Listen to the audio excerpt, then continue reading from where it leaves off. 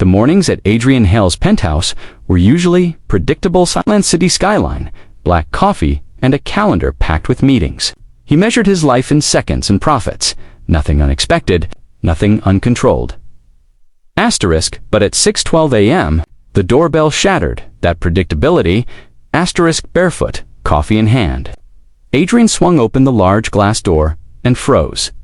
A baby carrier sat on the hallway floor, perfectly centered, almost placed with care. No adult in sight.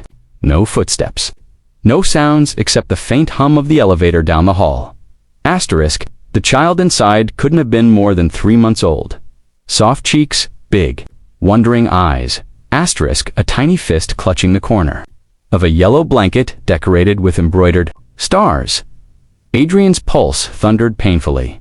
This couldn't be real. This couldn't be for him.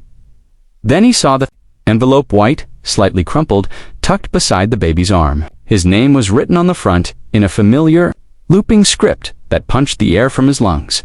He grabbed the note with shaking fingers as he read the words. The hallway blurred around him. Adrian, you promised to protect us. Don't break it. Please take care of her. She's yours too. His stomach dropped. The handwriting, it was hers. The woman he'd spent years trying to forget, and even longer regretting. The woman who disappeared after the night. Everything fell apart. The woman he had once held during storms and sworn to protect. He stepped outside the doorway, scanning the hall as if she might still be hiding just out of sight. Nothing, just quiet. Sterile emptiness. The baby whimpered. A tiny, uncertain sound. Adrian's breath shook as he knelt slowly, reaching into the carrier. When her small fingers wrapped around his index finger, something inside him shattered so loudly he almost heard it. This can't be, he whispered. The elevator dinged suddenly. His security guard, Franklin, rushed forward, alarmed by the unusual activity. Sir, do you need... No. Adrian's voice came sharp, protective, almost primal. He cradled the baby instinctively against his chest. No one touches her. Franklin blinked. Should I call authorities? Medical, social services. Adrian snapped his head up, expression darkening. No, she stays with me. The guard swallowed and nodded. Adrian lifted the baby closer, inhaling her faint lavender scent, feeling her small breaths warm against his neck. Something deep and ancient, fear, guilt, instinct, love twisted violently inside him. Locked down the building, he ordered. Pull every camera feed from the last hour. And the baby, sir. What should I note in the records? Adrian looked down at the child, her eyes opening wider, studying him with almost familiar curiosity. He answered softly. Firmly, she's mine. Then, with a breaking whisper he hadn't used in years. She's mine? Adrian Hale's top-floor office had seen multi-billion-dollar contracts, fierce negotiations, and ruthless takeovers. But never had it contained a crib, a diaper bag, or a CEO pacing with a baby in his arms. Hours passed, but the chaos inside him only grew. Documents were pushed aside to make space for baby wipes. His suit jacket lay forgotten on the couch. His hair, usually perfect, was slightly disheveled from running. His fingers through it in spiraling panic.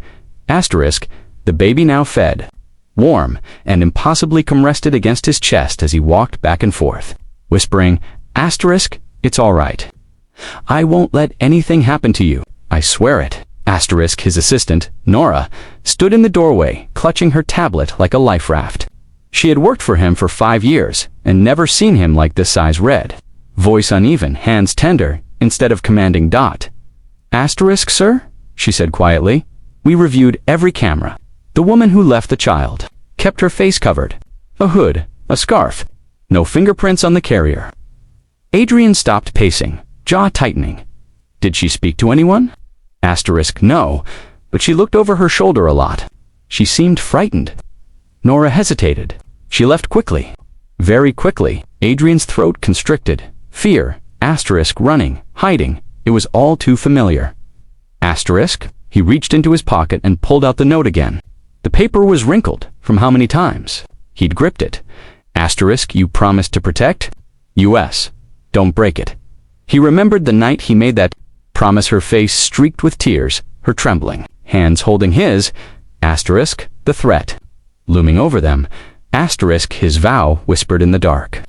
Asterisk, I'll keep you safe. I swear it. Asterisk, and then he left for his company, for a deal, for a future he thought mattered more. Nora approached tentatively. Sir, what are you thinking? Asterisk, Adrian looked at the child agant, the small heartbeat against his chest, at the calm face trusting him without question.